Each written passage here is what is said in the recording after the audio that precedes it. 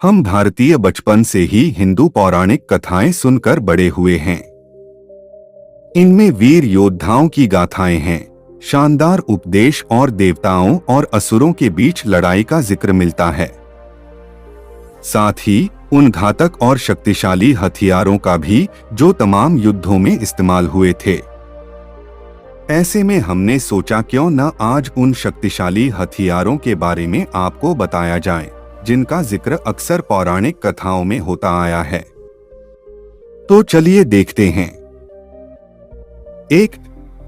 त्रिशूल। त्रिशूल स्वयं भगवान शिव का हथियार था। 3 भुजा वाला ये हथियार सबसे शक्तिशाली और विनाशकारी माना जाता है। त्रिशूल किसी भी अलौकिक हथियार को खत्म कर सकता है।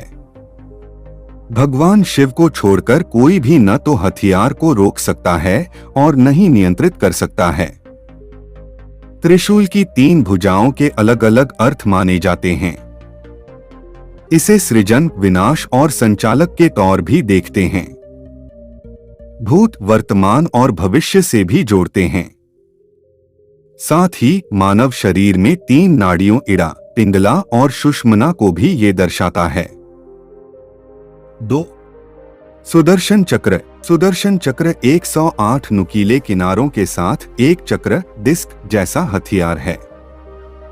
भगवान विष्णु सुदर्शन चक्र का संचालन करते हैं।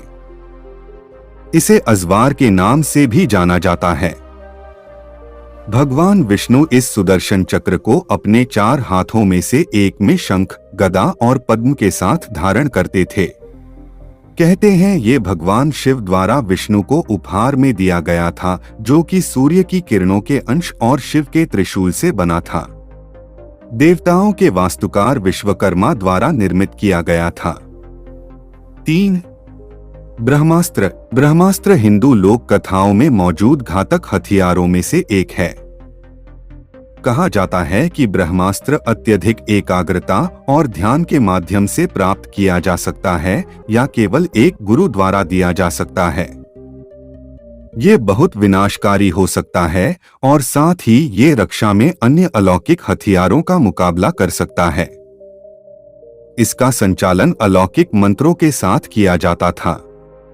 कहते हैं इस हथियार का इस्तेमाल विश्वामित्र ने वशिष्ठ के खिलाफ, श्री राम ने रावण के खिलाफ और अर्जुन ने अश्वत्थामा के खिलाफ किया था। 4. ब्रह्मांड अस्त्र।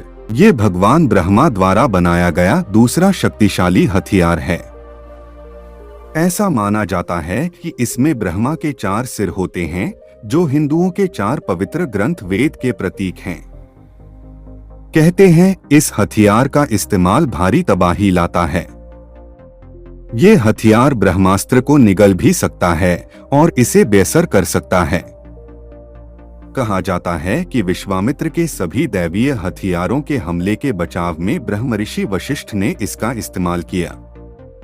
5. ब्रह्मशिरा। ब्रह्मशिरा को ब्रह्मास्त्र से 4 गुना अधिक शक्तिशाली हथियार माना जाता है। जब इसका उपयोग किया जाता है तो ये दशकों तक उस जगह पर मानव सभ्यता जन्म ही नहीं ले पाती है। इंद्रजीत मेघनाथ ने रामायण महाकाव्य में इसका इस्तेमाल वानरों का वध करने में किया था। महाभारत में अश्वत्थामा ने इसका इस्तेमाल पांडवों के वंश को खत्म करने के लिए किया था। 6. नारायणास्त्र। नारायण अस्त्र हिंदू पौराणिक कथाओं के सबसे घातक और शक्तिशाली हथियारों में से एक है, जिसका इस्तेमाल भगवान विष्णु ने अपने नारायण अवतार में किया था। नारायणास्त्र जब उपयोग किया जाता है तो लाखों तीर बनाता है और एक डिस्क जैसा हथियार होता है, जिसे बहुत विनाशकारी माना जाता है। 7. भार्गवस्त्र। भार्गवस्त्र परशुराम ने कर्ण को दिया था। ये बेहद खतरनाक हथियार था, जो इंद्रस्त्र की तुलना में अधिक शक्तिशाली था। इसका इस्तेमाल पूरे ग्रह को नष्ट कर सकता था। 8. वज्रायुध।